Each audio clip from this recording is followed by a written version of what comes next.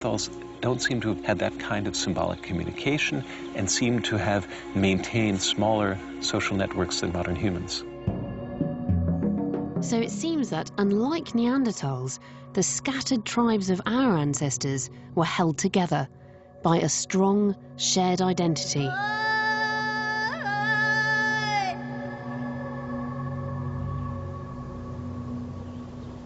The great flowering of art suggests that people were reaching out to each other across the landscape in a way they'd never done before. Art wasn't just something they were doing in their spare time. It was crucial to survival, a way of marking territory and identity, a bit like national flags or football shirts today. And in that competition with the Neanderthals, it seems that art and what it stood for may have given us the edge. These links between family groups may have been critical to our success.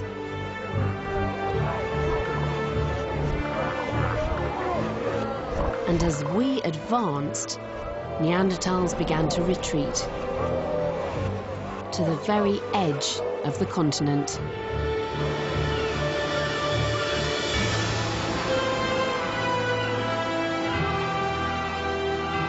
I'm heading to what may have been the last ever Neanderthal colony.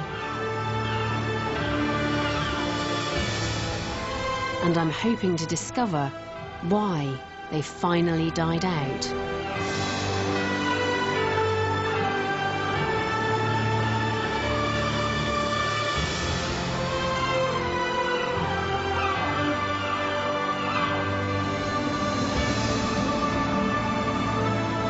I'm in Gibraltar, a naval stronghold for centuries, and new evidence from these rocky shores suggests that thousands of years after they disappeared from the rest of Europe, the Neanderthals were clinging on here. When Neanderthals lived here, sea levels were up to 100 meters lower, so much of the evidence from that time could be underwater. Let's go forward now. A team of specialists is probing the ocean floor, looking for traces of the Gibraltar Neanderthals. We've come to a stop now because we are over the archaeological site. It's about 20 metres below the surface of the sea below us. Divers are all getting ready, and these are divers but also archaeologists, so they're going to be excavating the sea bottom in search of Neanderthals.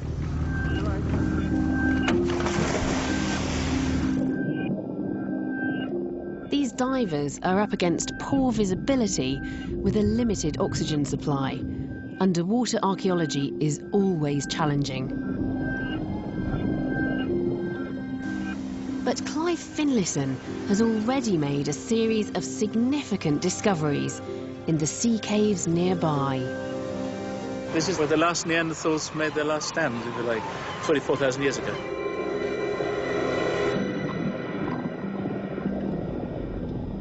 We get the feeling it's the nearest thing to Neanderthal city you're going to find anywhere. We've got fossils, stone tools, animals that have been butchering, all kinds of evidence, hearths, you know, Neanderthal barbecues, if you like. It's a very, very special site.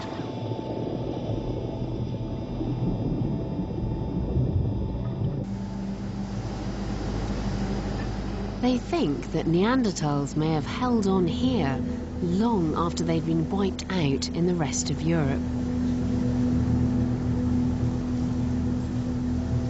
But after the Neanderthals finally disappeared from Gibraltar, there was a gap of 5,000 years before we turned up.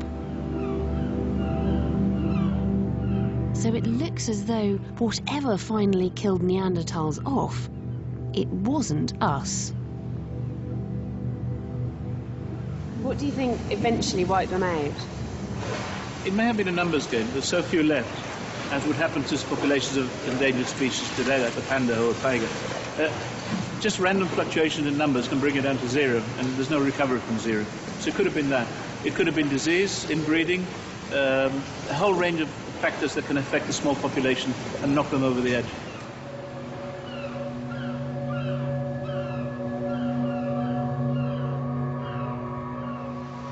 I find it very moving to think that one day the last Neanderthal might have been sitting here, staring out to sea, and perhaps waiting for their companions to return.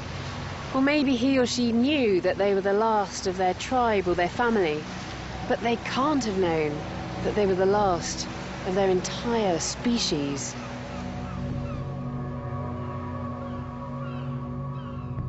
So that was the end of the Neanderthals. Or was it?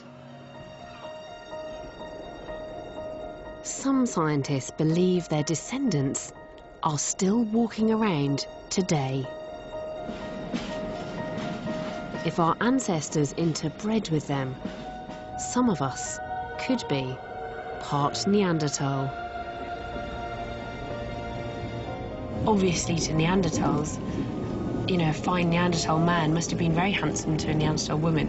And a Neanderthal woman, despite her massive brows and very chunky face, must have, you know, looked wonderful to a Neanderthal man. But I think we look at them and think they look, I don't know, yeah, just a bit ugly. I don't think it would have even crossed my mind to fancy or perhaps mate with a Neanderthal.